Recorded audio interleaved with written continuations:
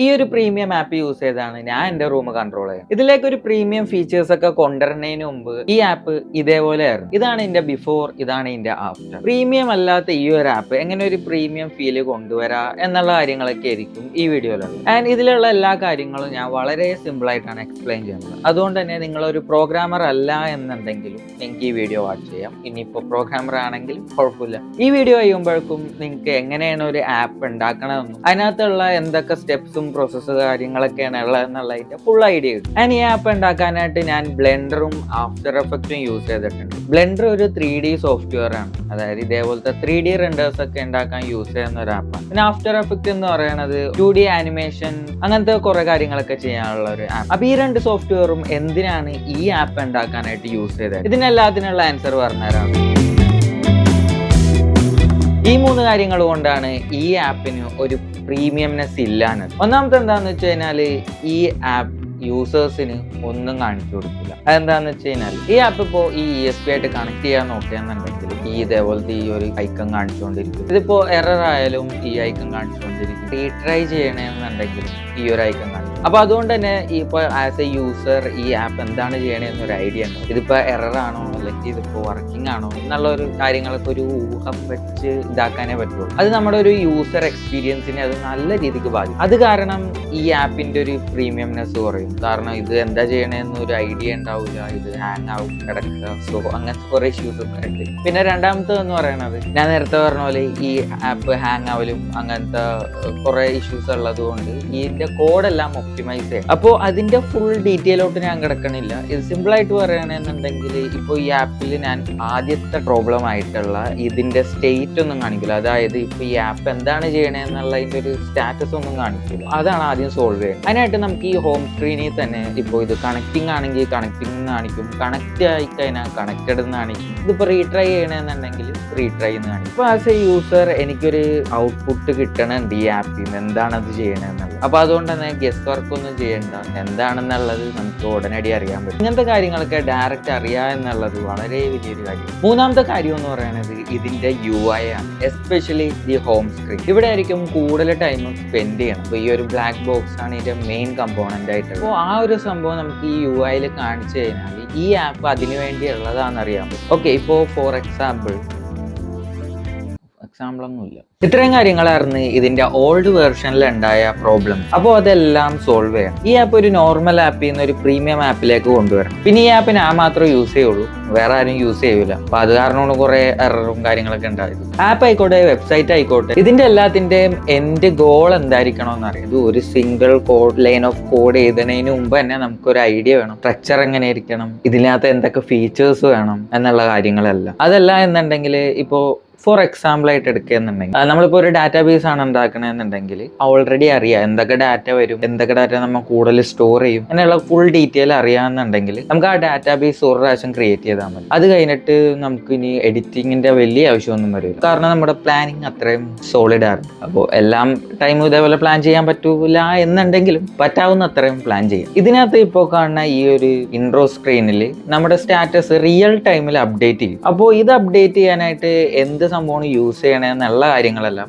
വീഡിയോയിൽ കുറച്ച് കഴിയുമ്പോൾ പറയാം. അത് ആക്ച്വലി പ്രോഗ്രാമേഴ്സിനൊക്കെ യൂസ്ഫുൾ ആയിരിക്കും എന്ന് വിചാരിക്കുന്നു. ഇപ്പൊ അല്ലെങ്കിൽ ഒരു ന്യൂ ഫ്ലട്ടർ ഡെവലപ്പർ ആണ് നിങ്ങളെന്നുണ്ടെങ്കിൽ ഇത് എന്തായാലും യൂസ്ഫുൾ ആയിരിക്കും. ഇനി ഇതിന്റെ UI കുറിച്ച് സംസാരിക്കും. അപ്പോൾ ആദ്യം തന്നെ നമുക്ക് ഈ UI എങ്ങനെ വേണമെന്നുള്ള ഒരു ഐഡിയ വേണം. അതിനായിട്ട് ഇപ്പോൾ നമുക്ക് ഡ്രിബിൾ കയറി നോക്കാം, അല്ലെങ്കിൽ പിൻട്രസ്റ്റ് ഇതേപോലത്തെ വേറെ കുറെ വെബ്സൈറ്റുകളുണ്ട്. നമുക്ക് ഇഷ്ടപ്പെട്ട ഏതാണ് ഡിസൈൻ അത് സെലക്ട് ചെയ്യാം. സോ എനിക്കിപ്പോൾ ഈ ഒരു ഡിസൈൻ ഇഷ്ടപ്പെട്ടു. അപ്പോൾ ഇത് ഒരു റെഫറൻസ് വെച്ച് ഇതിനൊരു ഇൻസ്പയർ ആയിട്ടായിരിക്കും എൻ്റെ ആപ്പിന്റെ UI. ആദ്യം തന്നെ അപ്പോൾ ഈ UI ബ്രേക്ക് ഡൗൺ ചെയ്യും. നമ്മുടെ ഇതിലുള്ള പോലെ തന്നെ ഇതിനകത്ത് ഇപ്പോൾ ഈ ലൈറ്റ് ബൾബ്, CCTV ക്യാമറ, ആ ഒരു വിഡ്ജറ്റ്, ആ ഒരു പോർഷൻ ഫുള്ള് സെയിം ആണ്. അതുകൊണ്ട് അത് മാറ്റണ്ട. ബാക്കി എന്ന് പറയുന്നത് ഇതിനെ പൊക്കത്തായിട്ട് ഇപ്പോൾ റൂം കാണിക്കുന്നത്. അപ്പൊ അതിന് പകരമായിട്ട് ആ സംഭവം കാണും. എന്നിട്ട് ഈ ഒരു പാനൽ ഉണ്ടല്ലോ, അതായത് ഈ കൺട്രോൾ പാനൽ, അത് ഈ ഇമേജിന്റെ പൊക്കത്തൂടെ സ്ലൈഡ് ചെയ്തു പോകണം. ഈ UI നോക്കിയപ്പോ ഇത്രയും കാര്യങ്ങൾ മനസ്സിലായി. ഇനി എന്താ ചെയ്യേണ്ടതെന്ന് വെച്ച് കഴിഞ്ഞാല് ഈ UI എങ്ങനെ പോസിബിൾ ആക്കാൻ പറ്റുമോ എന്ന് നോക്കാം. അതിനായിട്ട് നമുക്ക് സ്ലിവേഴ്സ് അല്ലേ,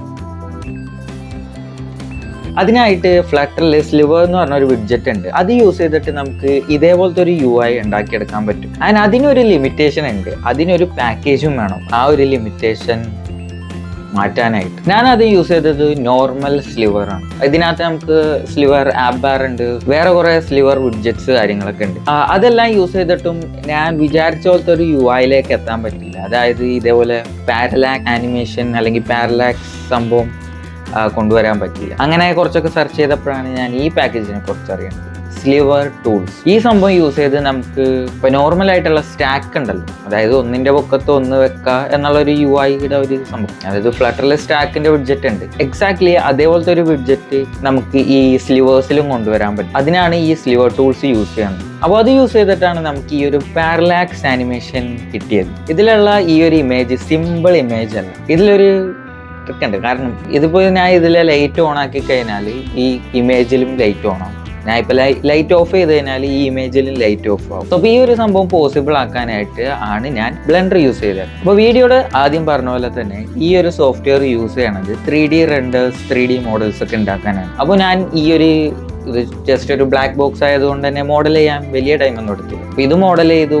അത് കഴിഞ്ഞിട്ട് സ്വിച്ച് ബോർഡ് മോഡൽ ചെയ്തു, അത് കഴിഞ്ഞിട്ട് അത് ടെക്സ്ചർ, പിന്നെ ലൈറ്റിംഗ്, ഇത്രയും സ്റ്റെപ്സ് ആണ് 3D റെൻഡേഴ്സ് ഉണ്ടാക്കുമ്പോൾ ജനറലി ഉണ്ടാവാറ്. അപ്പോൾ അതെല്ലാം കഴിഞ്ഞു ഈ 2 ഇമേജ് ഞാൻ റെൻഡർ ചെയ്തിട്ട്. അപ്പോൾ ഈ 2 ഇമേജ് എന്തിനാന്ന് വെച്ച് കഴിഞ്ഞാൽ ഞാൻ നേരത്തെ പറഞ്ഞ പോലെ തന്നെ ഈ ആപ്പിൽ ഈ ലൈറ്റ് ഓൺ ആക്കുമ്പോൾ ഈ ഇമേജിലും ലൈറ്റ് കത്തും, ഓഫ് ആക്കുമ്പോൾ ഇമേജിലെ ലൈറ്റ് കെടും. അതിനാണ് ഈ 2 ഇമേജ്. ഈ ഒരു സംഭവം വർക്ക് ആവാനായിട്ട് ജസ്റ്റ് സിമ്പിൾ ആയിട്ടുള്ള ഒരു ലോജിക്കാണ് യൂസ് ചെയ്യുന്നത്. ലൈറ്റ് ഓൺ ആക്കുമ്പോൾ ഈ പിക്ചർ കാണിക്കുക, ലൈറ്റ് ഓഫ് ആകുമ്പോൾ ഈ പിക്ചർ കാണിക്കുക, സിമ്പിൾ. അപ്പോൾ ഈ ഒരു സംഭവം യൂസ് ചെയ്തിട്ടാണ് ഈ UI ഈ സംഭവം സെറ്റ് ചെയ്തേക്കുന്നത്. പിന്നെ നേരത്തെ പറഞ്ഞ പോലെ തന്നെ ലൈവ് ആയിട്ട് ഇതിന്റെ സ്റ്റാറ്റസ് കാണിക്കണ UI സംഭവം എങ്ങനെയാന്ന് പറഞ്ഞാൽ ഇതിനായിട്ട് ഞാൻ സ്ട്രീം ആണ് യൂസ് ചെയ്തേക്കുന്നത്. സ്ട്രീം എന്താന്ന് സിമ്പിൾ ആയിട്ട് പറയണമെന്നുണ്ടെങ്കിൽ എ ഫ്ലോ ഡാറ്റ. സപ്പോസ് ഇതൊരു പൈപ്പായിട്ട് വിചാരിക്കുക, ഇതിന്റെ അകത്തൂടെ നമുക്ക് ഡാറ്റ പാസ് ചെയ്യാൻ പറ്റും. അതായത് നമുക്കിപ്പോൾ ഒരു ഡാറ്റ ഉണ്ടെങ്കിൽ അത് ഈ പൈപ്പിനകത്തോട്ട് ഇടുക, അത് ഇപ്പുറത്തെ എൻഡ് ചെയ്ത് അത് തിരിച്ചു വരും. ഈ ആപ്പിന്റെ കേസ് എടുക്കുക എന്നുണ്ടെങ്കിൽ ഇതിനകത്ത് ഇപ്പോൾ കണക്റ്റിംഗ് ആണെങ്കിൽ കണക്റ്റിംഗ്, പിന്നെ കണക്റ്റഡ് ആയാൽ കണക്റ്റഡ്, അപ്പോൾ അതൊക്കെ ഓരോ ഡാറ്റാസ് ആണ്. അതെല്ലാം നമുക്ക് ഈ സ്ട്രീമിൽ കൂടെ പാസ് ചെയ്ത് വിടാം. ആൻഡ് നമുക്ക് ഈ സ്ട്രീം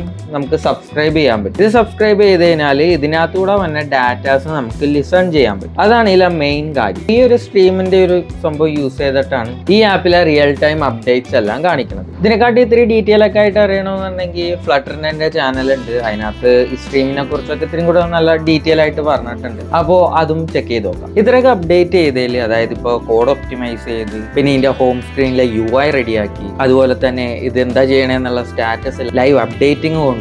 അപ്പോൾ ഇത്രയും കാര്യങ്ങൾ ചെയ്തിട്ട് എന്തെങ്കിലും ഉപകാരങ്ങൾ ഉണ്ടായി? Actually yes. ഈ ആപ്പ് ഇപ്പോൾ റെസ്പോൺസീവ് ആണ്. അതുപോലെ തന്നെ നേരത്തെ എന്ന് പറയുന്നത് ഈ ഹോം സ്ക്രീനിൽ, അതായത് ഈ ആപ്പ് യൂസ് ചെയ്യുന്ന ടൈമിൽ തന്നെ ഇതിപ്പോൾ ഡിസ്കണക്ട് ചെയ്ത് കഴിഞ്ഞാൽ റീട്രൈയും കാര്യങ്ങളൊന്നുമില്ല. നമ്മൾ ആപ്പ് ക്ലോസ് ചെയ്തിട്ട് പിന്നെ ഓപ്പൺ ചെയ്യണം, എന്നാലാണ് റീട്രൈയിങ്ങിന്റെ പ്രോസസ്സ് എല്ലാം നടക്കുള്ളൂ. ഇപ്പോൾ നമ്മൾ ഈ ഹോം സ്ക്രീനിലാണേലും ഇപ്പോൾ ഈ ഇൻട്രോ സ്ക്രീനിലാണേലും എവിടെയാണെന്നുണ്ടെങ്കിലും ഇത് ഡിസ്കണക്ട് ആയി കഴിഞ്ഞാൽ ഇത് റീട്രൈ ചെയ്യാൻ നോക്കും. അതല്ലാണ്ട് ഇതിപ്പോൾ 10 പ്രാവശ്യം ഇത് ട്രൈ ചെയ്ത് കണക്ട് ചെയ്യാൻ, എന്നിട്ട് കണക്ട് ആയില്ലെങ്കിൽ പിന്നെ കണക്ട് ചെയ്യാൻ നോക്കും. അത് കഴിഞ്ഞിട്ട് നമ്മൾ മാനുവലി ഈ കാണുന്ന റീസ്റ്റാർട്ട് ബട്ടൺ നെക്കി കഴിഞ്ഞാൽ ഇത് ഒന്നുകൂടി റീട്രൈയിങ് ഓടും. വീഡിയോയുടെ ആദ്യം ഞാൻ ആഫ്റ്റർ എഫക്റ്റും ബ്ലെൻഡറും യൂസ് ചെയ്തിട്ടുണ്ടെന്ന് പറഞ്ഞാൽ, അപ്പോൾ ബ്ലെൻഡർ എന്തിനാ യൂസ് ചെയ്തേക്കണമെന്ന് നേരത്തെ പറഞ്ഞു. ഇപ്പോൾ ഈ ആഫ്റ്റർ എഫക്റ്റ് എന്തിനാ യൂസ് ചെയ്തേക്കണമെന്ന് വെച്ച് കഴിഞ്ഞാൽ ഈ ഒരു ലോഡിങ് ആനിമേഷൻ ക്രിയേറ്റ് ചെയ്യാൻ. ഇപ്പൊ എല്ലാ ആപ്പിലും നോക്കിയാൽ ഇതേപോലത്തെ ഒരു പ്ലെയിൻ സർക്കുലർ പ്രോഗ്രസ് ഇൻഡിക്കേറ്റർ ആണുള്ളത്. അതിന് പകരമായിട്ട് ഇതിനും കൂടി ഇൻട്രസ്റ്റിംഗ് ആയിട്ടുള്ള വല്ല ലോഡിങ് സംഭവം കൊടുക്കാന്ന് വിചാരിച്ചാണ് ഒരു ആനിമേഷൻ ഞാൻ തന്നെ ക്രിയേറ്റ് ചെയ്തത്. ഈ ഒരു ആനിമേഷൻ ഫ്ലട്ടറിൽ കാണിക്കാനായിട്ട് ഞാൻ ലോട്ടി